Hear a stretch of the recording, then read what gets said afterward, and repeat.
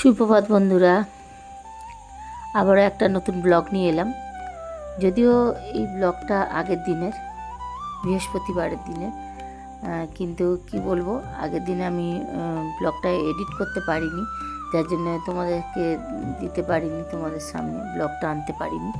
যাই হোক, ব্লগটা এডিট করে আজকে আমি রাত্রিরে এই ব্লগটা ছাড়লাম। সত্যি কথা বলতে কি, সময়ের অভাবে আমি ঠিকমতো ব্লগ ছাড়তে পারি না। কারণ আমি, তোমরা জানো কি না জানি না, অনেকেই যদি আমার ভিডিও দেখে থাকো তাহলে বুঝতে পারবে, খুবই ব্যস্ত থাকি সারাদিন, অন্তত রাত 9টা-10টা পর্যন্ত। যাই হোক, এখন আপাতত আজকে বৃহস্পতিবার যেহেতু, তাই ঠাকুর ঘরে চলে এসেছি। আর এখন বাজে সকাল ওই 5:30 মতো।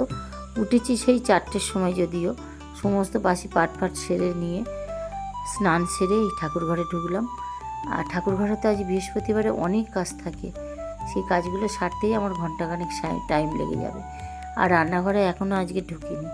তা যাই হোক, ঠাকুরের পুজোটা সেরে নিই, তারপরে একটু রান্নাঘরে যাব। আর স্কুলে বেরোবো, তার জন্য অনেক কাজ আছে। একটু নিজেকে তৈরি করা, ছেলের জন্য একটু টিফিন করা, চা করা, নিজেও একটু চা খাওয়া। যাই হোক, সব মিলিয়ে সকালের ব্যস্ততা খুব প্রচুর থেকে যায়। যাই হোক, আমি এই যখন এডিট করছি সেটাও রাত্রি 9টা। কি বলবো বন্ধুরা, ব্লগ করতে ভালোবাসি, ভিডিও করতে ভালোবাসি, কিন্তু সময়ের জন্য পেরে উঠি না। রাত্রে যখন এডিট করতে বসি তখন প্রায় শরীর খুবই ক্লান্ত থাকে। কিন্তু সত্যি কথা বলতে কি, মানে ভালো লাগা জায়গা থেকে ভিডিওগুলো করি, ভালোবেসে করি, আন্তরিকতা দিয়ে করি, যার জন্য অনেক রাত হয়ে গেলেও আমি ব্লগটাকে এডিট করতে চেষ্টা করি। যাই হোক, গতকাল এডিট করতে পারিনি, ব্যস্ত ছিলাম, সেই জন্য আজকের এডিট করে গতদিনের ভিডিওটা আজকে ছাড়ছি।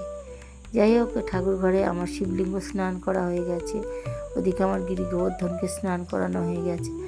এবারে পুজো করব। যাই হোক, তাড়াতাড়ি নিই, কারণ এরপরে আবার অনেক কাজ, স্কুলে যাওয়া আছে।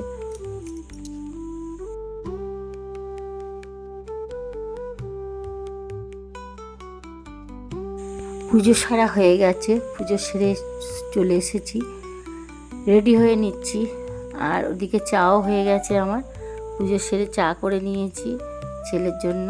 আজকের ছেলের জন্য টিফিনটা কিছু করিনি। যদি বলো কেন, আগের দিনে মটন খেয়েছে রাত্রিরে, আর মটন খাওয়ার পরের দিনে আমি মোটামুটি ছেলে বা আমি বা ওর বাবা 3জনেই আমরা হালকা খাবার খাই, মুড়ি ভিজিয়ে বা মুড়ি চানাচুর এই ধরনের কিছু খাই।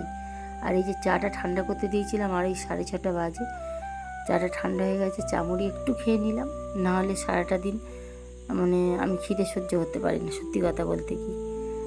আর এই যে স্কুল থেকে ফেরার পথে এটা, এই যে আমি টেলার্সের দোকানে এসেছি, অনেকগুলো ব্লাউজের পিস পড়েছিল, সেগুলোকে আজকে দোকানে দিয়ে যাচ্ছি এগুলোকে বানানোর জন্য। আর এই যে ফেরার পথে বৃষ্টিও হচ্ছে, বেশ ভালোই বৃষ্টি হচ্ছে। আর এই ছাতা মাথায় দিয়ে হাঁটছি, আর তোমাদের সঙ্গে দেখাচ্ছি আমাদের এই রাস্তাটা। দেখেছো তো গ্রামের রাস্তাগুলোর কি অবস্থা হয় বর্ষাকালে, চারদিকে কাদা, যাচ্ছে তাই অবস্থা একেবারে। আর এই যে দিদির বাড়িতে একটু এসেছি, মা খুবই অসুস্থ, আগের ভিডিওতে তোমরা দেখেছো, মাকে ডাক্তারখানায় নিয়ে যাচ্ছি। ডাক্তারবাবু তো প্রায় বলেই দিয়েছেন, রায় দিয়ে দিয়েছেন, মাকে বাড়ি এনে রাখা হয়েছে। কিন্তু মনটার মধ্যে খুব কষ্ট হয় যে মা যতদিন আছে অন্তত একবার করে যদি মাকে দেখে আসতে পারি, সারাদিনে ভালো লাগে যে মা আছে, এটাই ভাবি যে মা আছে এখন। আর এই যে খিচুড়ি দেখতে পাচ্ছ তো, ICDS-এর খিচুড়ি এনেছে। আর এই যে আমার নাতনি, দিদির ছোট নাতনি, আর আমার মা শুয়ে রয়েছে, খুবই অসুস্থ, দেখেই তোমরা বুঝতে পারছো। আর উঠতে পারে না আমার মা, খুব খারাপ অবস্থা। মাকে হারাতে চাই না, চাই মা আমাদের যতদিন বেঁচে থাকে, বা মা যেন এইভাবে থাকলেও তবু যেন মা থাকে, এটাই চাই। জানি না ভগবানের কি লীলা খেলা আর ভগবানের কি ইচ্ছা, কতদিন মাকে আর আমাদের সঙ্গে রাখবে। যাই হোক, দিদির বাড়ি থেকে ফিরে এসে রান্না বসিয়ে দিয়েছি। এখন বাজে প্রায় বেলা 12:30 1টা। আর এই রান্না বসিয়েছি, এই ডিম সিদ্ধ বসিয়েছি। আজকে একটু অন্য কিছু খেতে ইচ্ছা করছে।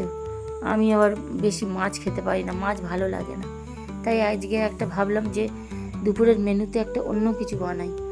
সেই জন্য ডিম সিদ্ধ করতে দিলাম, আর এদিকে সয়াবিনটা ভিজিয়ে দিচ্ছি। আর এদিকে পাবদা মাছ পাঠিয়েছে, পাবদা মাছের ঝাল করব। কিভাবে ঝালটা করব তোমরা দেখবে। আর আশা করছি এইভাবে যদি তোমরা পাবদা মাছ রান্না করো, বেশ খেতে খুব একটা খারাপ লাগবে না, ভালোই লাগবে। আমি বেশি আদা রসুন ব্যবহার করি না রান্নায়, মাছ রান্নায় খুব কম ব্যবহার করি, কারণ মাছের স্বাদটা যেন আদা রসুন দিয়ে রান্না করলে যেন পাই না, বিশেষ করে পাবদা মাছটা। আর যাই হোক, এই যে ডিম সিদ্ধ বসিয়ে দিয়েছি, ডিম সিদ্ধ হয়ে গেছে। আর এদিকে আমার সয়াবিনটাও বেশ ভালো করে গরম জলে ভিজিয়ে দিয়েছিলাম, ভিজে গেছে সয়াবিনটা, টোপরের মতো ফুলে উঠেছে। যদিও সয়াবিনটা একটা ছোটো বড়ি দানা। এই যে মাছগুলোকেও ভালো করে ম্যারিনেট করে নিয়েছি নুন হলুদ দিয়ে, আর একটু বাদাম ভেজে নিলাম মাছ রান্না করবো বলে। এতে আছে পোস্ত, সর্ষে, কালো সর্ষে, সাদা সর্ষে, কাঁচা লঙ্কা, বাদাম, একটু নুন দিয়ে এটাকে শিলনোড়ায় বেটে নেব। আর এই যে মাছগুলো ভেজে নিচ্ছি, বাবা দারুণ, মানে কি বলবো, মাছ ভাজতে গিয়ে আমার গায়ে ছিটকে লাগছিলো, তাই একটু নুন আর হলুদ দিয়ে দিয়েছিলাম। আর এই যে মাছটা রান্না করার জন্য দেখতেই পাচ্ছ কী ব্যবহার করছি। প্রথমে পেঁয়াজ দিলাম অল্প তেলের ওপর। তেল কিন্তু খুব কম খাওয়া ধরেছি, কারণ আগে একটু খেতাম তেল মশলা, এখন কিন্তু খাওয়াটা অনেকটাই কমিয়ে দিয়েছি, কারণ আমিও প্রায় অসুস্থ থাকি। আর আমি চাই যে বাড়ির সবাইও সুস্থ থাকুক, কম তেল খেয়ে। ছেলেও তেল খেতে চায় না, একটু তেল রান্না হলে ছেলে, তেল বেশি হলে ছেলে রাগ করে। আর এই যে মশলা দেখো, এই যে বাটনাটা বেটে রেখেছিলাম, এই টমেটো আর মধ্যে এটা দিয়ে দিলাম, হালকা করে লঙ্কা হলুদও দিয়ে দিয়েছিলাম। আর যেহেতু কাঁচা লঙ্কা দিয়ে বেটেছি পোস্তটা, সর্ষে পোস্তটা, সেই জন্য লঙ্কাটা খুব কম দিচ্ছি, একটু ব্যালেন্স করার জন্য সামান্য মিষ্টিও দিয়ে দিয়েছি। যাই হোক, এইভাবে আমি যখন রান্না করি মাঝে মাঝে এইভাবে করি, অন্যভাবেও করি। এইভাবে যখন রান্না করি, রান্নাটা কিন্তু দারুণ খেতে হয়, খুব একটা খারাপ হয় না। আর এদিকে গরম জলও বসিয়ে দিয়েছিলাম মাছে দেওয়ার জন্য। আমি রান্নাতে মানে বেশিরভাগই গরম জল দিই। আর এই যে তেলটা ছেড়ে গেছে মশলা থেকে, এবার আমি গরম জলটা ঢেলে দেবো। গরম জলটা ঢেলে দিয়ে একটু নেড়ে চেড়ে নেবো, নিয়ে আর ফুটে উঠলে মাছ দিয়ে দেবো, ব্যাস রান্না কমপ্লিট। আর দিয়ে দেবো দু চারটে কাঁচা লঙ্কা দিয়ে দিলে বেশ ফ্লেভারটাও ভালো হয় আর সুন্দর খেতে লাগে। আরও যদি ওপর থেকে একটু কাঁচা তেল দেওয়া যায়, সর্ষের তেল, যদি ওটাকে আমি দিই না, স্কিপ করে দিই, কারণ বলছি না এখন তেল খুব এড়িয়ে চলছি, তেলটাকে কম খাওয়ার চেষ্টা করছি। যাই হোক, মাছটাও দিয়ে দিয়েছি, ভাজা মাছটা মাছের মধ্যে, ঝালের মধ্যে। এবার একটু চাপা দেবো, দিয়ে নামিয়ে নেব। তাই এই হয়ে গেল মাছের ঝাল। এদিকে ভাতও ফুটছে, ভাত ফুটে এসেছে, দেখেছো তো আমরা কত বড় হাঁড়িতে ভাত খাই। এবারে ডিমগুলো সিদ্ধ করে রেখেছিলাম, সেগুলোকে ভেজে নিলাম, আর একটুখানি মানে কি বলে, জিরে, শুকনো লঙ্কা, তেজপাতা ফোড়ন দিয়ে পেঁয়াজটাকে দিয়ে দিলাম, দিয়ে একটু মশলা করে রেখেছিলাম আদা রসুন বেটে, আর একটু ডুমো ডুমো করে আলু, হলুদ লঙ্কার গুঁড়ো দিয়ে ভালো করে আলুটাকেও ভেজে নিচ্ছি। হালকা করে একটু নুন দিলে ভালো হতো, কিন্তু যেহেতু আমি টমেটো দেবো তাই নুনটাকে পরে দেবো। টমেটো দিয়ে দিলাম, তার উপরে নুনও দিয়ে দিলাম। নুনের ব্যালেন্সটা ভালো করে দেখে নিতে হবে, কেননা নুন খুব বেশি দেওয়া যাবে না, দিলে নুনটা বেশি হয়ে যাবে। আর এই যে গরম জল দিয়ে দিয়ে রান্না করছি, জানো তো আমি রান্নায় বেশিরভাগটাই গরম জল ব্যবহার করি, কারণ গরম জল দিলে না রান্নার টেস্টটা একটু আলাদা হয়, একটু কষ্ট থাকে না, বেশ সুন্দর টেস্ট হয়, আর রান্নাটা খুব তাড়াতাড়ি হয়ে যায়, পরিপাকটা ভালো হয়। আর এই যে সোয়াবিনগুলো তুলে দিয়েছি, দিয়ে আর এই কষিয়ে নিচ্ছি। তারপরে এই গরম জলটা করা আছে না, এটাই ঢেলে দেবো এর মধ্যে।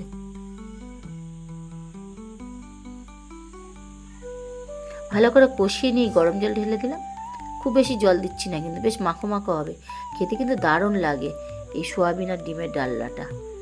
আমি তো খুব পছন্দ করি, আমার ছেলেও খুব ভালোবাসে। আর ওর বাবা ওই যে হাতে করা গরম মশলা বানিয়েছিলাম, একটু ছড়িয়ে দিলাম ওর ওপর দিয়ে, ব্যাস আমার ডিম আর সোয়াবিনের ডালনা রেডি। আর এই যে খেতে বসে গেছে দুপুরবেলায় কর্তা ছেলে, পাবদা মাছ আর ডিম আলু কষা সোয়াবিন দিয়ে, আর তার সঙ্গে রয়েছে আম আর শশা।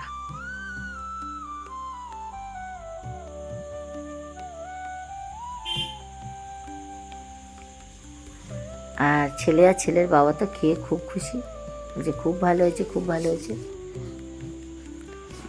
যাই হোক, আজ ব্লগটা এই পর্যন্ত রাখলাম। একটু বড় হয়ে গেল বন্ধুরা, একটু লেন্দি হয়ে গেল, তবু তোমরা দেখো কিন্তু অবশ্যই স্কিপ করে করে না করে, মানে স্কিপ না করেই দেখো। এই পর্যন্তই রাখলাম আজ ব্লগটা, আবার পরবর্তী নতুন ব্লগ নিয়ে আসছি। ততক্ষণে যেন টাটা বন্ধুরা, সুস্থ থেকো, ভালো থেকো। আর যদি আজ ব্লগটা ভালো লেগে থাকে তবে অবশ্যই একটা লাইক কমেন্ট করো, আর পারলে একটু শেয়ার করে দিও। তাহলে আজকে এই পর্যন্ত বন্ধু, টাটা।